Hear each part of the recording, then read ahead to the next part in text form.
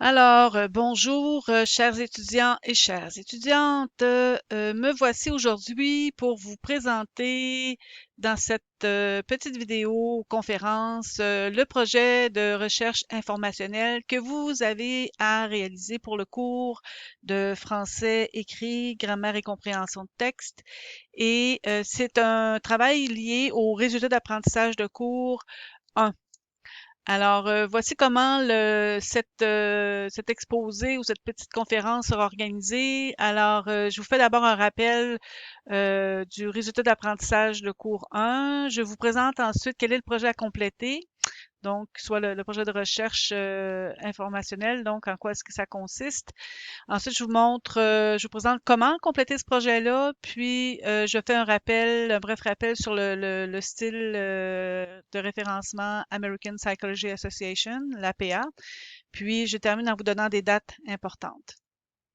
Si vous vous souvenez, en début de session, je vous ai présenté dans le plan de cours 4 résultats d'apprentissage de cours et vous avez maintenant à réaliser le résultat d'apprentissage de cours 1. Alors ici, c'est intitulé Analyser la qualité et la pertinence des textes dans le cadre d'une recherche informationnelle liée à un sujet déterminé. Alors ici, ça va vous demander de cibler divers outils de recherche puis de les employer correctement, de catégoriser les différents sites ou documents de recherche, de référencer ces documents que vous avez retenus selon une méthode bien précise qui est l'APA. Puis, vous pouvez toujours garder ces outils-là dans un portfolio personnel que vous allez pouvoir utiliser dans votre vie professionnelle par la suite. Alors, quel est ce document à compléter? Alors, il s'agit d'un document donc, puisque le but de ce document-là, en fait, c'est de faire de la recherche informationnelle, alors vous allez chercher ces documents-là sur un sujet et vous allez les référer en style APA. C'est la seule et unique chose que vous allez faire.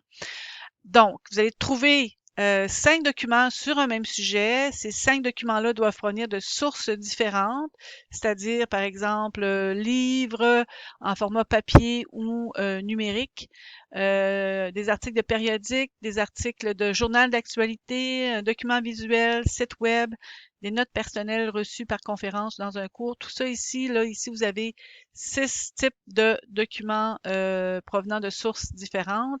J'en donne 6 ici, mais vous allez en prendre 5. Et de toute façon, les 5 types de documents qu'on vous demande de trouver seront déjà indiqués dans le document en tant que tel, qu'on va vous soumettre.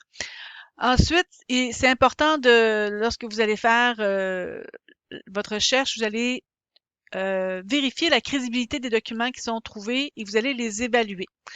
Il y a des critères bien particuliers qui vont vous être donnés. Il s'agit en fait du quoi, du qui, du quand, du où, du comment, du pourquoi, etc. Et ces mêmes questions-là ici, j'en donne ici les questions. Vous les retrouvez également. Vous avez probablement déjà visionné si cet écrit serait vrai.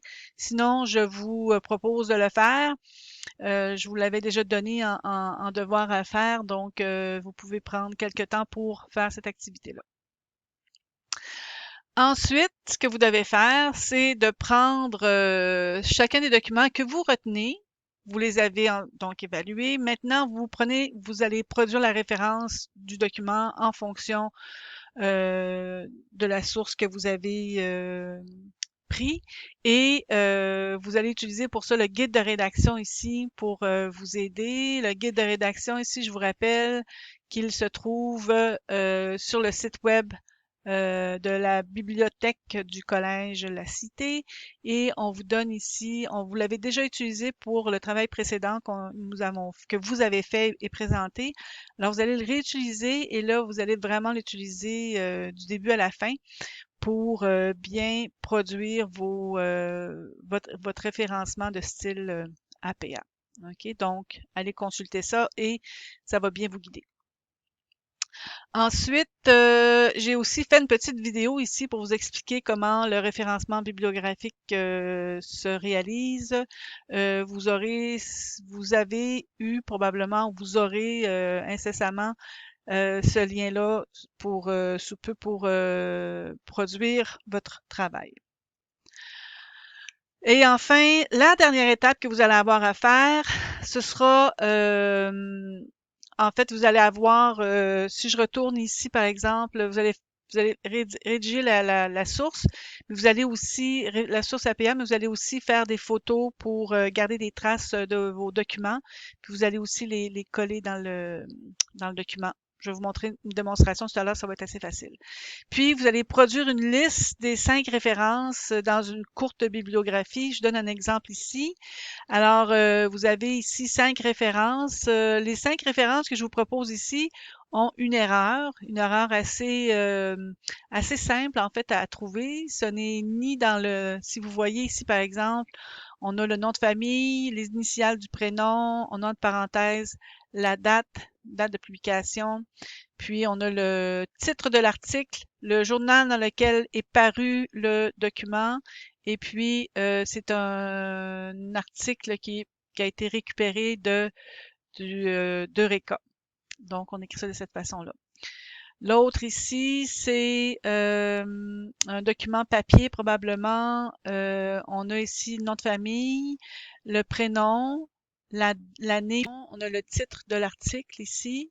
Ça est paru dans la presse, le journal La Presse, puis c'est à la page A6. Donc, le fait d'avoir une page comme ça ici, moi, ça m'indique que c'est probablement une version papier. Puis ici, on est avec le nom de famille de l'auteur. On a le prénom, l'initiale du prénom. Je vous rappelle en parenthèse ici, SD, ça veut dire sans date, S.D. On a le titre de l'entrée, c'est le mot d'entrée, propaganda. Puis, ça a été pris dans Encyclopédie Universalis, puis on a le lien d'où ça provient. Puis, c'est la même chose pour les deux autres. Alors, si vous avez bien réfléchi à une des règles lorsqu'on présente une bibliographie, en fait, c'est qu'il faut présenter une liste des documents par ordre alphabétique en utilisant soit le nom de famille, soit le nom de la société ici. L'auteur, c'est Société Radio-Canada. Donc, le premier document, ça devrait être Lagacé, deuxième jusqu'à L, M, Martin, ensuite les deux S, puis ensuite Thibodeau. Donc, Thibodeau devrait se retrouver ici à la fin. Voilà. Bon, alors maintenant, je vous donne les détails beaucoup plus précis là que vous aurez à faire. En fait, c'est ça, c'est ça sera à compléter en fait le projet en tant que tel et comment vous allez entrer cette information-là dans le projet. Alors ici, vous allez avoir une page site à compléter correctement, comme vous avez, je crois, déjà appris à le faire, mais il faut le faire correctement encore. Et c'est un travail à faire individuellement, donc vous avez seulement votre prénom ici à mettre en place. En fait, vous allez avoir le titre du travail ici à indiquer, présenter à moi dans le cadre du cours et vous donnez le titre du cours ainsi que la cote, le sigle. Puis vous donnez votre nom ici et vous marquez ici le mois en lettres. Donc si c'est le mois d'octobre, vous marquez octobre, hein, puis l'année ici également. Ensuite, vous allez avoir la deuxième page, c'est le sujet à identifier. Alors ici, c'est important d'identifier le sujet sur lequel vous allez travailler. Alors, vous allez, par exemple, je vous donne une démonstration, je pense que c'est un peu plus tard, je vais vous donner une démonstration.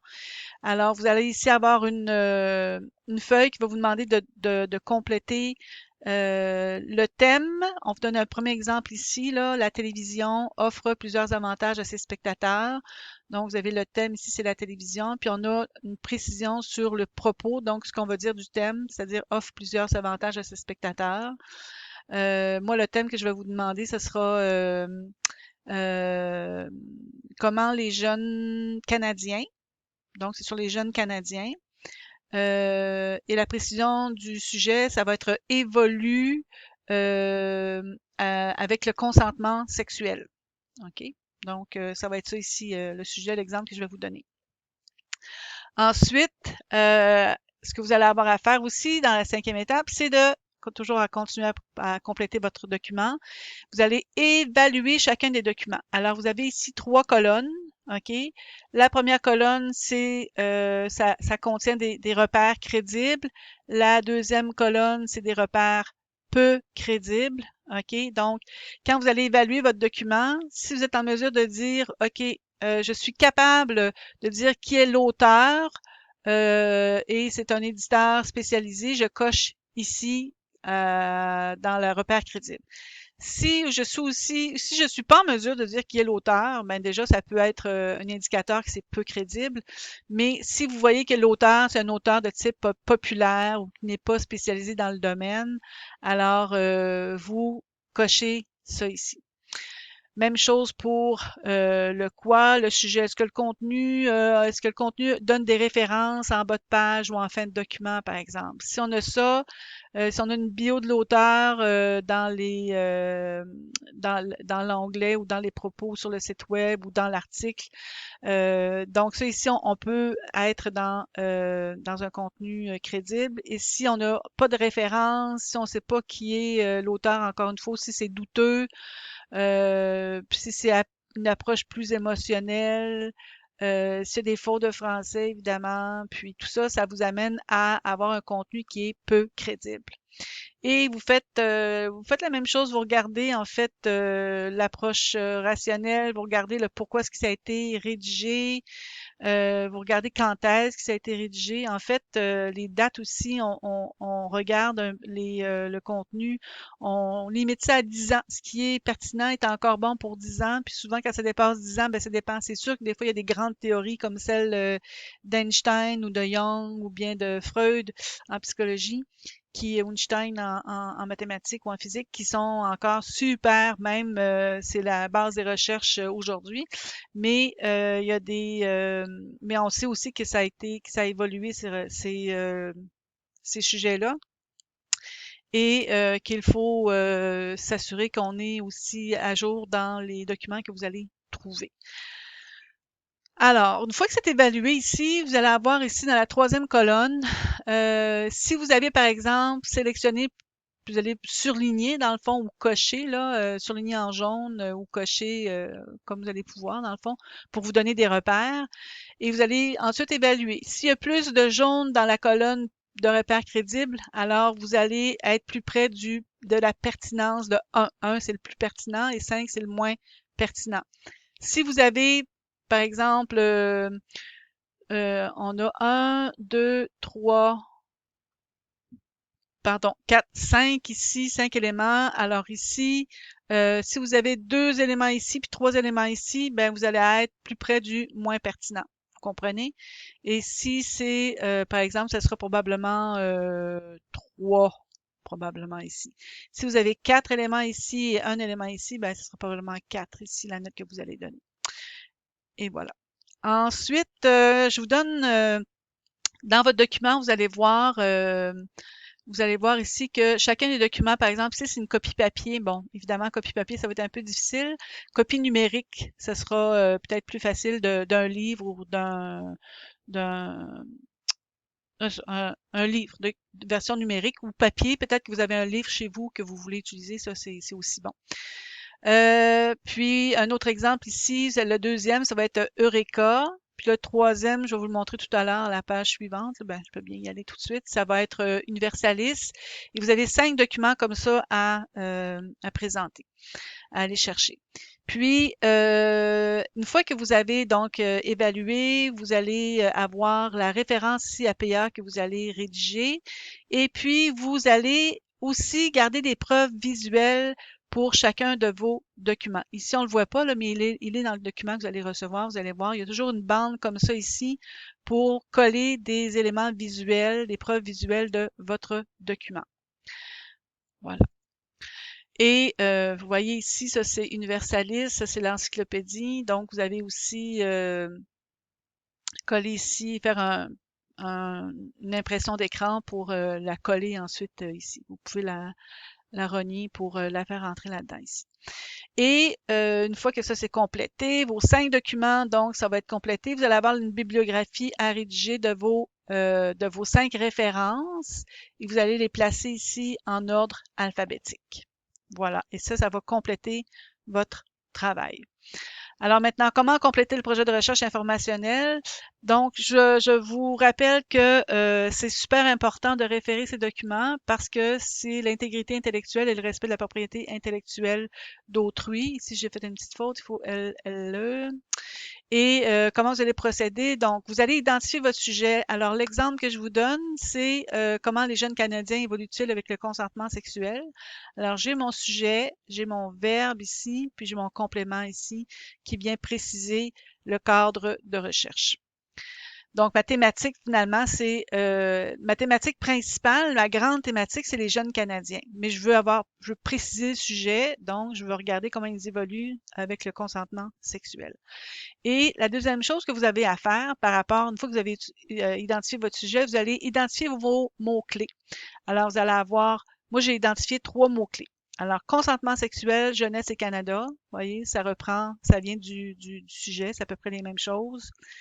Et je vais ensuite chercher, faire une recherche dans Bibliocité ou sur Bibliocité en allant ici au site suivant et je vais avoir différents catalogues. Je vais avoir le catalogue de Bibliocité, je vais avoir les journaux d'actualité, je vais avoir des revues spécialisées qu'on appelle aussi des périodiques. Il va y avoir des encyclopédies puis des dictionnaires qui vous donnent des définitions, qui vous donnent des informations bien précises. Vous avez ensuite des documents visuels comme Curio, puis des fois il y a YouTube aussi qui peut être utilisé. Vous avez aussi des ressources pour trouver des statistiques, trouver des lois qui peuvent vous aider. Puis vous avez aussi d'autres ressources qui vous donnent des livres numériques. Alors, je vous fais une démonstration en direct ici. Alors, je vous amène ici. Donc, on est ici à Bibliocité. Alors, Bibliothèque de la Cité. Alors, vous avez ici votre ressource en bibliothèque. Vous pouvez, par exemple, faire une recherche en utilisant vos 3 mots-clés. Donc, j'ai jeunesse, euh,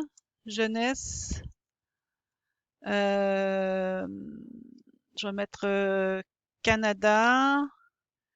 Puis là, vous voyez, je serais parti avec des points-virgules, Jeunesse Canada et puis consentement. Alors, je vais peut-être mettre juste le mot sexualité, ça peut être plus court. Donc, je vais chercher pour voir qu'est-ce qui va venir.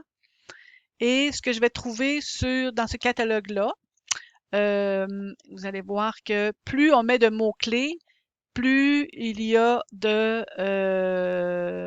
chances d'avoir le moins de ressources. Alors ici, il y en a déjà pas pantoute. Alors, on va recommencer la recherche en enlevant, je vais enlever Canada, je vais marquer sexualité.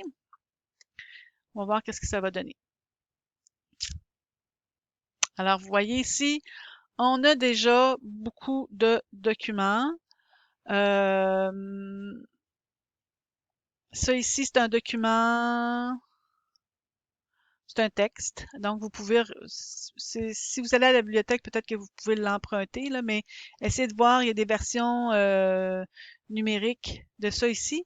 Puis, peut-être que vous pouvez aussi trouver des exemples de ce livre-là. Là, ici, vous voyez, c'est fait en 2019. Essayez de trouver des documents qui sont plus récents, là. Ça, c'est le vieil âge, donc ça vous intéresse pas, mais peut-être celui-là ici, si on regarde chez les jeunes, et vous avez ici tout ce qu'il vous faut pour rédiger la référence correctement. Et si vous voulez avoir une image du livre, vous pouvez facilement aller chercher le livre sur Google, puis aller chercher, je vais enlever ça ici, le titre. Donc, oups, je vais recommencer. Donc, j'enlève le titre ici. Puis, je vais le chercher sur Google. Et là, probablement que le livre va apparaître. Puis, je vais pouvoir aller me chercher une image du livre ici.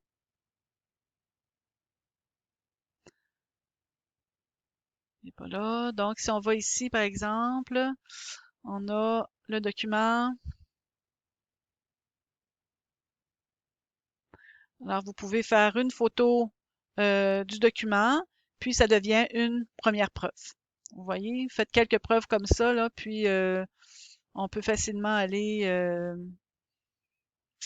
Donc, je pense ici, par exemple, normalement, on peut l'ouvrir. Non, on peut pas l'ouvrir.